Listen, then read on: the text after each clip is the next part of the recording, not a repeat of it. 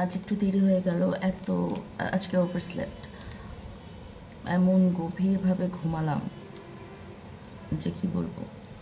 শুভ সকাল। আজকে দিনটা 23 এপ্রিল, বুধবার, 10 বৈশাখ 1432, 24 শাওয়াল 1446। আজকের সংবাদ শিরোনামগুলো জানতে স্বাগত জানাই। বেশ কিছু মৌলিক বিষয়ে একমত হয়নি বিএনপি।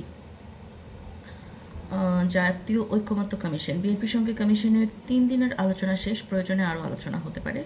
আমরা একটি ঐতিহাসিক মুহূর্তের সন্ধিক্ষণে আছি।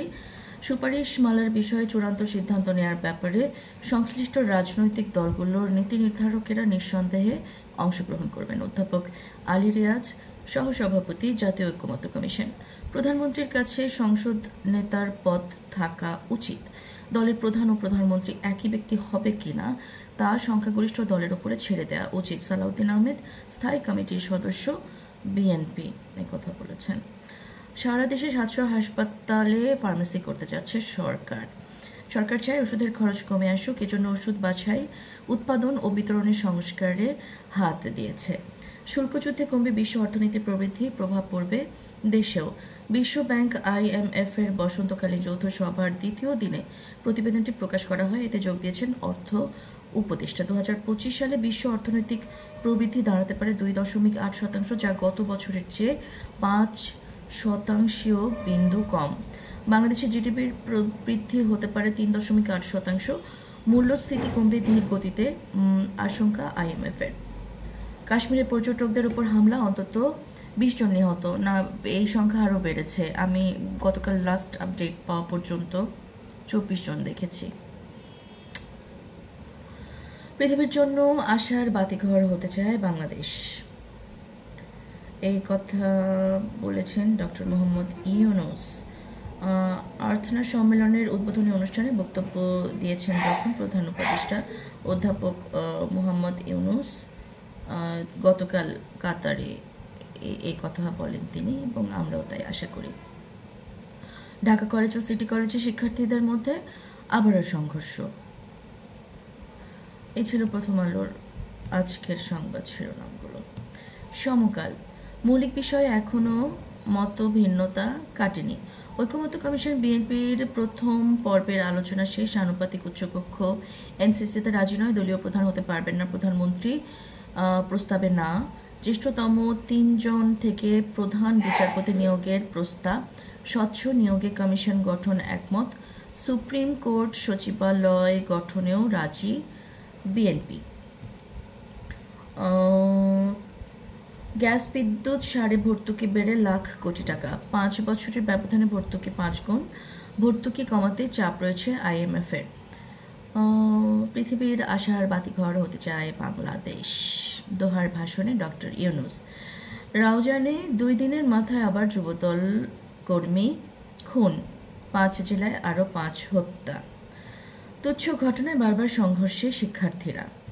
ঢাকা ও সিটি কলেজের যে সংঘর্ষ তার উপরে।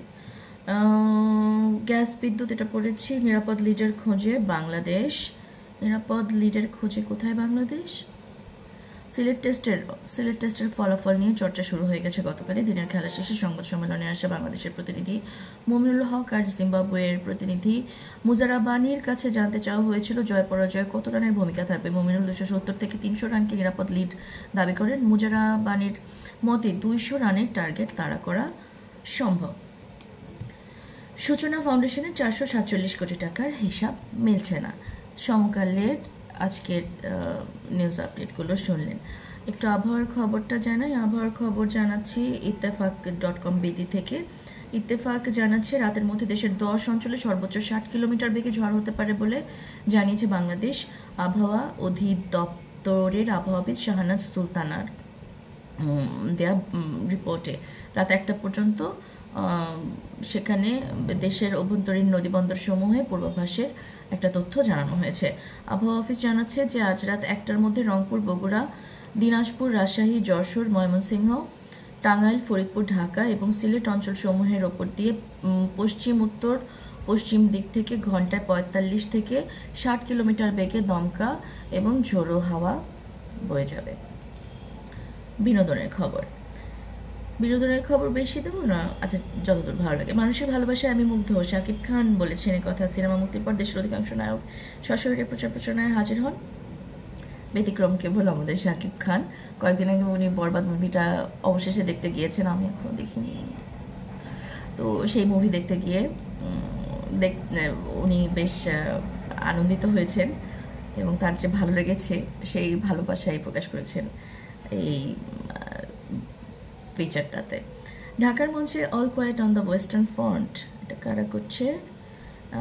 ঢাকার দর্শকদের জন্য নতুন নাটক মঞ্চে আনছে নাট্যদল তারোয়া। All quiet on the western front শিরোনামে নাটকটির 3 দিনে প্রদর্শনী হবে 4টি। আর জাতীয় নাট্যশালা মিলনায়তনে সন্ধ্যা 7টায় নাটকটির উদ্বোধনী প্রদর্শনী হবে। তারকা সন্তান না হওয়ায় নুসরাতের আক্ষেপ। আহারে, নুসরাত খুব ভালো একজন অ্যাক্টর। তিনি যতটুকু সময় উনি ক্যামেরায় থাকেন এত ভালো লাগে। বলিউডের একজন নায়িকা, উনি যতটুকু সময় হচ্ছে ইয়েতে থাকেন, ক্যামেরার সামনে থাকেন, এত ভালো লাগে। অথচ মেয়েটা না ভালো মতো ব্রেক পেলেন না। এবং যে এটা নিশ্চয়ই তার আক্ষেপেরই কথা। দেখুন, তারকা সন্তান হলে হয়তো উনি আরও ভালো ভালো ব্রেক পেতেন, ওনার আরও ভালো ব্রেক পাওয়া উচিত। উনি যেখানে যখনই অভিনয় করেছেন, যে ক্যারেক্টারই করেছেন, 100% সুন্দর করেছেন। শুভকামনা তার জন্য। দেখা যাক এরকম আক্ষেপ প্রকাশ করার পর আসলে ডিরেক্টর প্রযোজক যারা আছেন তারা নুসরাতকে নিয়ে কাজ করতে আগ্রহী হন কিনা। হাবিব ওয়াহিদকে নিয়ে একটা নিউজ দেখা যাচ্ছে। শিকড়ের টানে হাবিব ওয়াহিদ নন্দিত কণ্ঠশিল্পী, সুরকার ও সঙ্গীত পরিচালক হাবিব ওয়াহিদের জন্ম ঢাকায়। পৈতৃক ভিটা হচ্ছে মুন্সিগঞ্জে, সেই জেলাতে এবার গাইবেন তিনি। ওকে, কানের ইতিহাসে প্রথমবার কি হয়েছে? একজন পুরুষ একজন নারী, একটি জনশূন্য সমুদ্র সৈকত, মেঘাচ্ছন্ন আকাশ, 3 মাস পুরনো একটি ভাবনা, 3 সপ্তাহের শুটিং, 20 সেকেন্ডের একটি দৃশ্য। এই ঘটনা ঘটেছে আজ থেকে ঠিক 60 বছর আগে। 1965 সালে ক্লদ লেলুশের ক্যামেরায় ধরা পড়ে ভগ্নহৃদয় 2 মানুষ, আনুম এমে এবং জ লুই অ্যাতিনিয়ার একটি আবেগ ঘন মুহূর্ত। তারা একে অপরের ভালোবাসার ঘূর্ণিপাকে একত্র হয়েছিলেন। এটি ছিল a man and a woman ছবির স্মরণীয় দৃশ্য। একজন পুরুষ এবং একজন নারী যারা একে অপরকে ভালোবাসেন, তাদের আলাদা করা যায় না। এই পুরুষকে ওই নারী থেকে আলাদা করা যায় না। তাই ইতিহাসে প্রথমবারের মতো কান চলচ্চিত্র উৎসবে বেছে নিয়েছে একটি ডাবল অফিসিয়াল পোস্টার, একজন পুরুষ এবং একজন নারী পাশাপাশি আবার একসঙ্গে। উৎসব কর্তৃপক্ষ জানিয়েছেন পোস্টার দুটির মাধ্যমে 2 প্রয়াত ফরাসি তারকা আনুম এমে ও জ লুই টার্টিনোর প্রতি শ্রদ্ধাঞ্জলি জানানো হলো। সুইট। অর্থ আত্মসাতের মামলায় ফাঁসলেন মহেশ বাবু। আমার ভাল লাগে না মহেশ বাবুকে, আপনারা পড়ে নিতে পারেন। ফেসবুকে পোস্ট নিয়ে বিব্রত ববিতা। কি হয়েছে? আমরা পরশুদিন থেকে দেখছি ববিতা হচ্ছে অসুস্থ। আমরা তো তার সুস্থতা কামনায় প্রার্থনা শুরু করে দিলাম যে উনি যেন দ্রুত সুস্থ হয়ে ওঠেন, কারণ একটা টেনশন তো তাদের মতো বয়সী আমাদের প্রিয় তারকাদের নিয়ে থাকে। তারপর হঠাৎ করে গতকাল দেখা গেল যে ওটা ফেক একটা আইডি থেকে তার জন্য তার নাম নিয়ে এরকম একটা পোস্ট করা হয়েছে। আচ্ছা, যেটাই হোক, তারপরে বহুদিন পর ববিতা আলোচনায়, তাই না? আমরা অনেকদিন পর ববিতাকে আলোচনায় পেয়েছি, যেটা আসলে একটা আনন্দের মতোই ব্যাপার। কিন্তু এখন জেনে আরও বেশি ভালো লাগছে যে উনি অসুস্থ নন এবং উনি সবসময় সুস্থ থাকুন। তো এই ছিল আজকের সংবাদ শিরোনাম।